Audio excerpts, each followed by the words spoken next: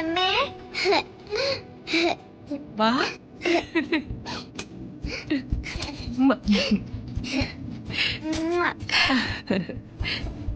മോളെ, നിങ്ങളെയൊക്കെ ഒന്ന് കാണാൻ കൊതിച്ചിരിക്കുകയായിരുന്നു.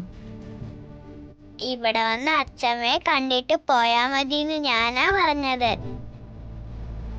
അതുകൊണ്ടാ വന്നത്. മനസ്സിലായി മോളെ. കുടുംബവും കൂട്ടും ഒക്കെ ആയപ്പോ നിന്റെ വന്ദനമ്മ ഞങ്ങളെയൊക്കെ അങ്ങ് മറന്നു. ഈ കാന്താരി പറയുന്നത് അമ്മ അങ്ങ് വിശ്വസിച്ചോ? ഇതുവഴി വന്ന് അമ്മയെ കണ്ടിട്ട് പോവാന്ന് തീരുമാനിച്ചത് ഞാനാ, അല്ലാതെ ഇവള് പറഞ്ഞിട്ടൊന്നല്ല. പിന്നെ എന്തൊക്കെയുണ്ട് മോളെ സ്കൂളിലെ വിശേഷങ്ങള്? നല്ല വിശേഷം അച്ഛമ്മേ. സ്കൂളിലെ ടീച്ചർമാർക്കെല്ലാം എന്നെ വലിയ ഇഷ്ടമാ. ഓ, അങ്ങനെയാണോ? അതെന്താ ടീച്ചർമാർക്ക് മോളോട് അത്ര ഇഷ്ടം? കുറുപ്പ് സാറിന്റെ കൊച്ചുമോളാണ് ദിയമ്മോളെന്ന് എപ്പോഴും പറയുന്ന കേക്കാം. ആണോ? അപ്പൊ കുട്ടികൾക്കോ? എനിക്ക് ധാരാളം ഫ്രണ്ട്സ് ഉണ്ട്. അത് കൊള്ളാം.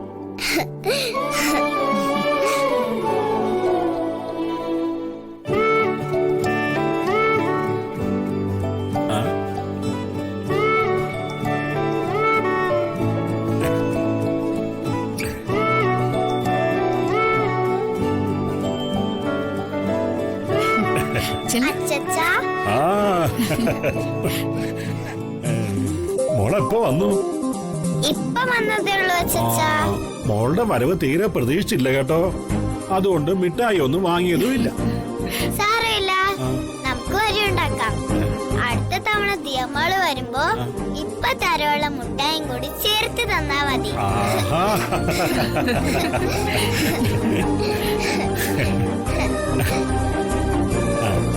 പിന്നെന്തൊക്കെയാ മോളെ വാടക വീട്ടിലെ വിശേഷങ്ങള്?